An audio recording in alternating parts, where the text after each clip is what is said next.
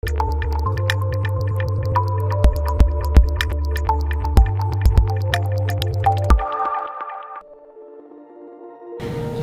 my name's John Jones and I'm a Carbon County Commissioner from Utah.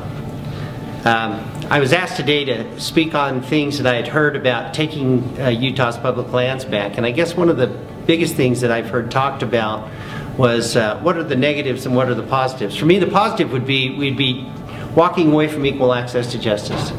I know that in my county, every time something's being done on federal lands, there's a special interest group that's willing to stand up and file a lawsuit to stop it from happening.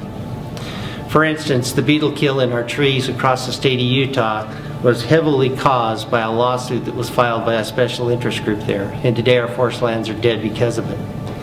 If you take a look at equal access to justice, I believe that it was a great bill when it started out. It was a bill that was designed to help mom and pop protect their interests in their investments. It gave them the ability to file a lawsuit against the federal government, and if they had less than $7 million in assets, they could file if they won part of that and get their money back.